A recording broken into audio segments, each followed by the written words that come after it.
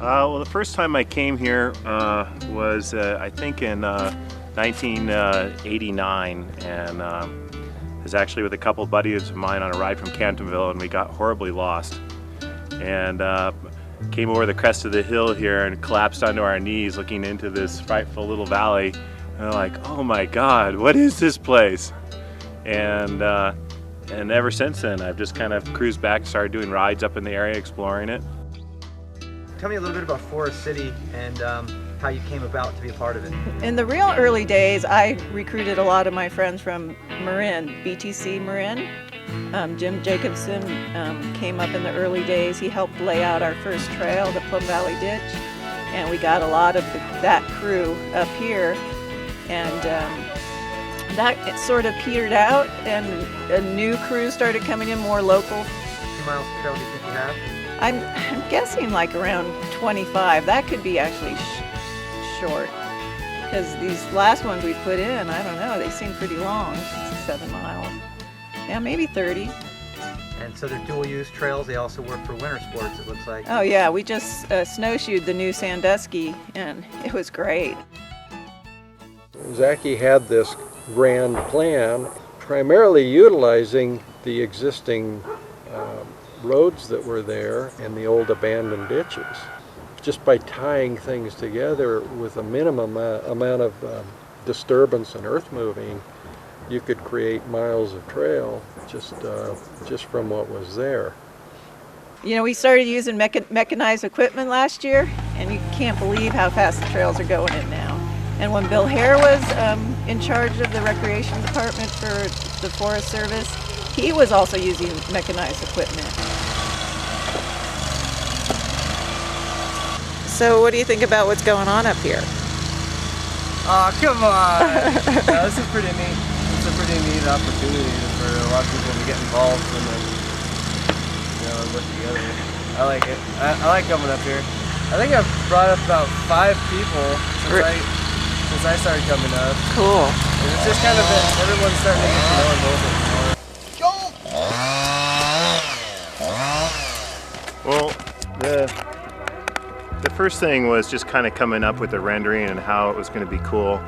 And then our first thought, of course, being the physical animals that we are, was we must find the rock. And so initially we scoured the creek here and discovered that most of it was really not very good rock. And but we found this beautiful outcropping on the cliffs, unfortunately, above town. And so we devised a plan to get the rock from the cliffs down the sheer slopes to the bridge site here. And when was that? We started moving the rock down around 2 years ago. Probably did around 5, 6 forays altogether. And how was that? That was awesome.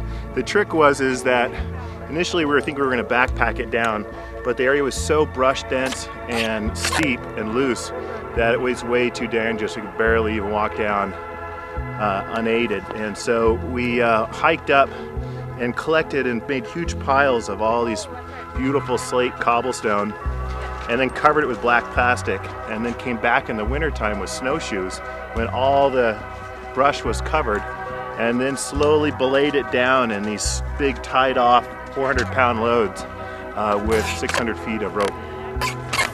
It was pretty crazy. Yeah, it sounds crazy. He's the first one to have a shop in Nevada City for, with mountain bikes. He was the first one out there pushing mountain bike rides and setting up organized events and that sort of thing.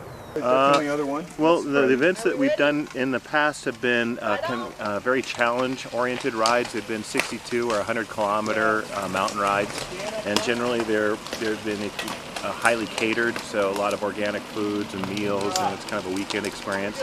And those have been really popular.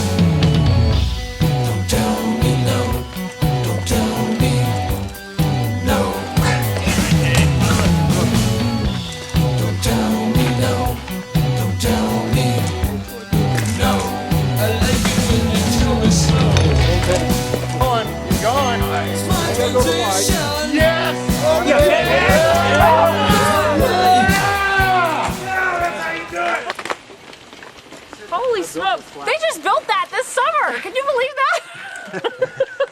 I didn't know that. I'm a believer. So tell me, what do you think about the bridge? It's an engineering marvel.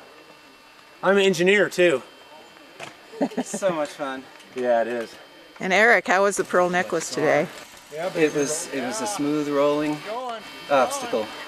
And you clean that little stunt on the outside too. That was great.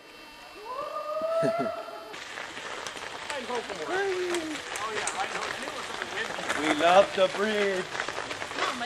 It's not so much that we haven't been successful in marketing it, it just hasn't really been objective. And I think that a lot of our friends and stuff got as much fun out of building the trails as in riding them. And it's just that's the beginning and end of the whole joy, process. Build them, ride them. And so the whole thing about marketing, if you're a business, I can understand.